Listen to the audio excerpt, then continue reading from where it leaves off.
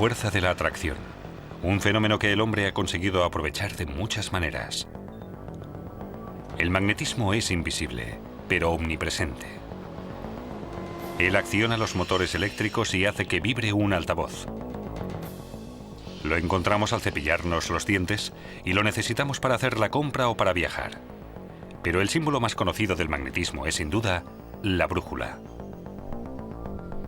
No podemos percibir directamente los campos magnéticos, pero podemos hacerlos visibles.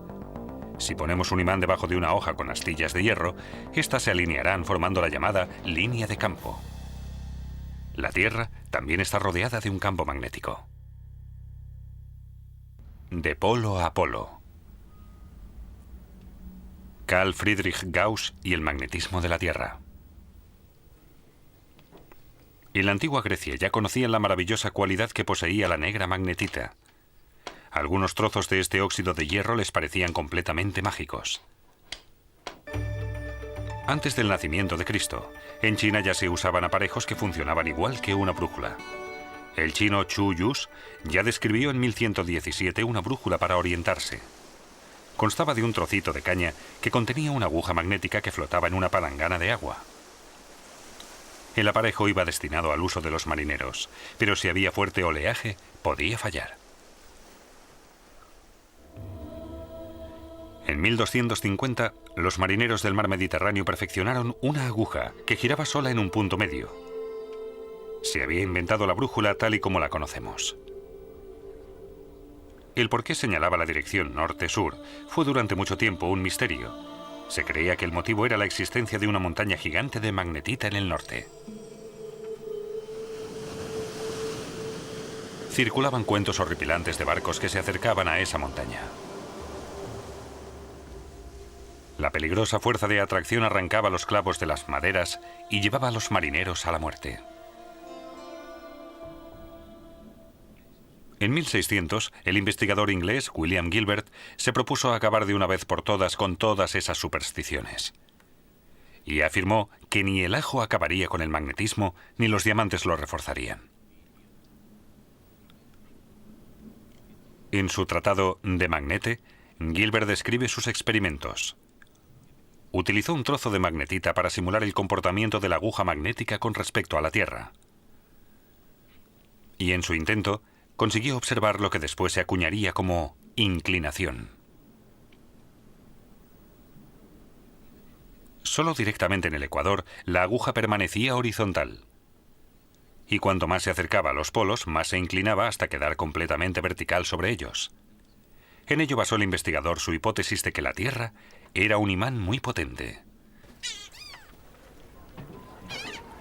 Poco después de que la brújula se estableciera como instrumento de navegación, se supo que la aguja desde cualquier lugar de la Tierra siempre apunta al polo norte.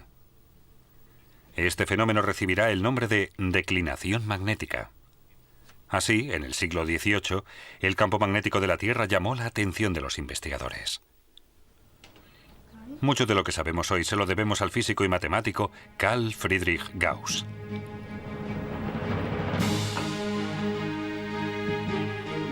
Él estableció las bases del estudio sistemático del campo magnético de la Tierra.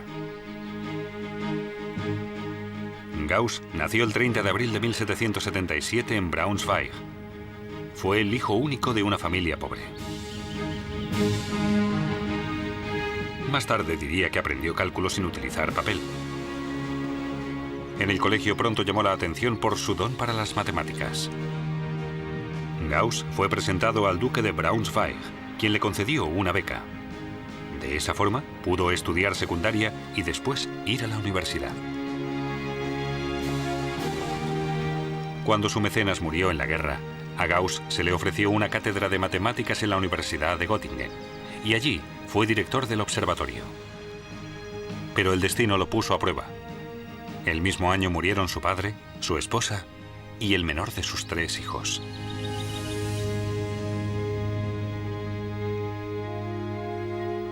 Gauss se centró plenamente en sus investigaciones.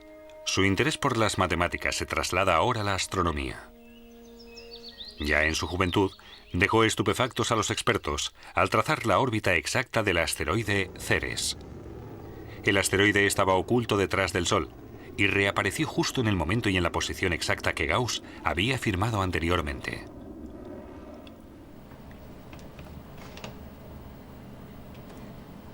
El heliotropo, un aparato que inventó Gauss en 1916 cuando se le encargó el estudio geodésico del reino de Hannover.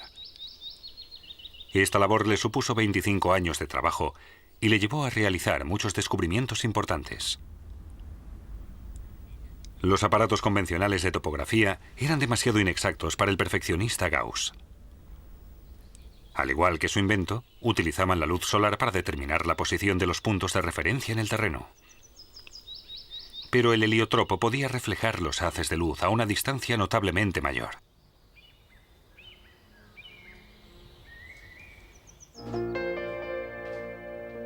Carl Friedrich Gauss fue un genio universal. No hubo casi ningún campo de las ciencias naturales que no captara su interés. En el ámbito de las matemáticas calculó la curva de la distribución normal que lleva su nombre. No es una representación abstracta, sino una regla que se puede observar a menudo en la naturaleza. Por ejemplo, en el tamaño de las patatas. Hay muy pocas pequeñas que se salgan de la media y muy pocas mucho más grandes que el resto.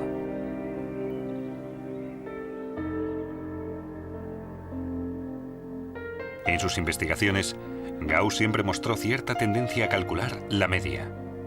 Registró muy pocas obras que no citaran el promedio. Dibujó un diagrama de estadística que dio como resultado una curva en forma de campana. Pero volvamos a su verdadera pasión, el magnetismo de la Tierra. Adelante. Sí, hola, traigo un mensaje. Ajá. De un famoso científico que nos hace... En 1832, el naturista Alexander von Humboldt le pidió a Gauss su colaboración. Quería construir una red a nivel mundial para la observación del magnetismo de la Tierra. Gauss y su colega, Wilhelm Weber, se entusiasmaron con la iniciativa. Deciden construir observatorios entre otros sitios en Escandinavia, Siberia e incluso Tasmania. Y para medir los cambios en el campo magnético, Gauss construyó el magnetómetro, en cuyo interior había un péndulo y una brújula común. La construcción fue fácil, pero los requisitos de precisión eran muy elevados. Para leer la escala, tuvo que utilizar un anteojo. Una simple respiración podía hacer que la medición fuera incorrecta. Gauss y Weber querían evitar estos fallos a toda costa. Construyeron su observatorio de Göttingen sin ningún metal. Un edificio que no pudiera influir en nada al campo magnético de la Tierra.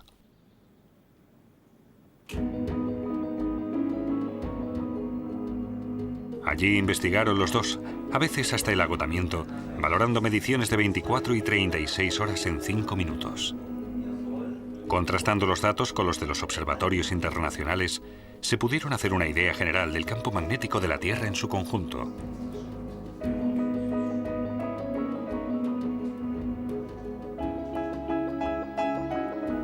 Casi paralelamente a esto, Gauss y Weber construyeron juntos el primer telégrafo operativo. Por sus estudios sobre el magnetismo, aprendieron que mediante bobinas de alambre y un imán permanente, podían poner corriente en movimiento. Su emisión creó un campo magnético artificial mediante electricidad, a través del cual se puso en movimiento un transmisor de señales. Llevaron un alambre por encima de los tejados de Göttingen, desde la Facultad de Física de Weber hasta el observatorio de Gauss. Y desde allí, lograron recibir el impulso del transmisor de señales sin perturbaciones. En 1839, Gauss recopiló los resultados de sus investigaciones en La teoría general del magnetismo terrestre. Esta obra fue su mayor contribución al campo de la física y un estímulo para muchos investigadores jóvenes.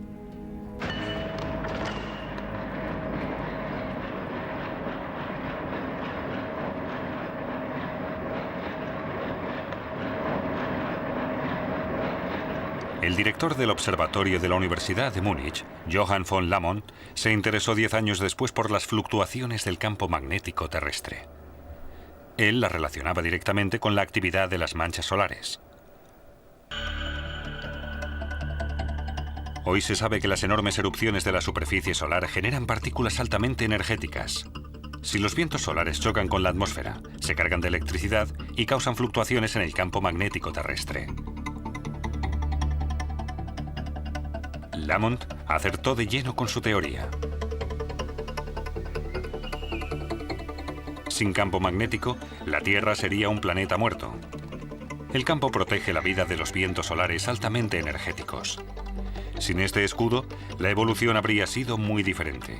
No habría podido existir vida fuera del agua. En los polos, el campo magnético está más cerca de la superficie terrestre. Por ello, las tormentas solares penetran más en la atmósfera. Cuando se averían las líneas de alta tensión de largo recorrido instaladas en el norte, se manifiesta la potencia destructiva del Sol. El fuerte campo magnético provoca altas corrientes eléctricas que destruyen elementos ultrasensibles como los transformadores.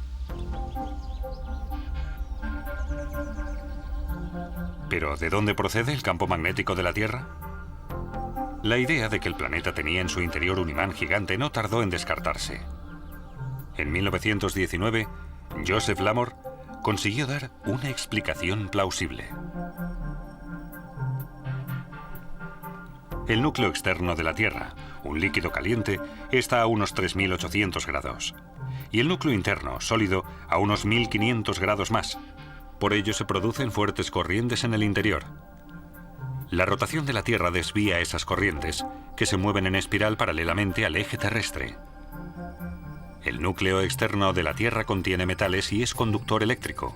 Como una dinamo, produce electricidad y se crea el campo electromagnético. La fuerza del campo siempre está variando. La posición de los polos magnéticos cambia constantemente. El polo norte, solo en estos últimos 100 años, se ha movido 10 kilómetros. El campo magnético ha llegado a desaparecer y reaparecer poco después, a veces con la polaridad opuesta.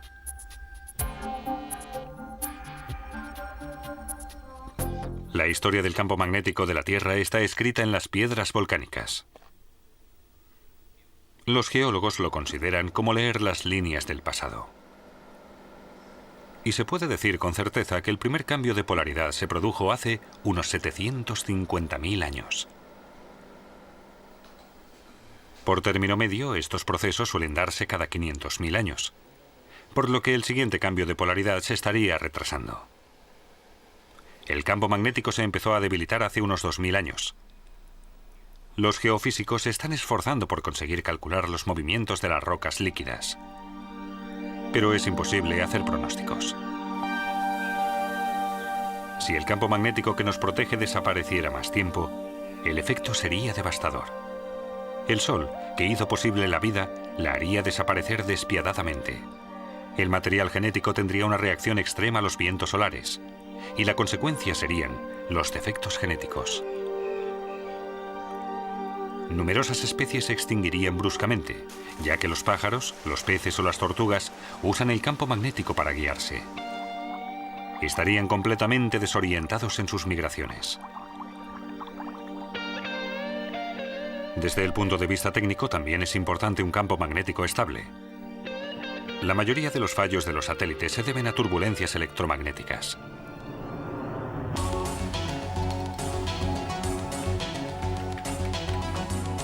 Una avería en el sistema de comunicaciones paralizaría la vida científica y social. Actualmente, en Sudáfrica, los investigadores han registrado torbellinos en el campo magnético. Muchos los interpretan como un anuncio del cambio de polaridad. Sin campo magnético, la brújula convencional tampoco funcionaría. Y el mismísimo Gauss estaría desorientado.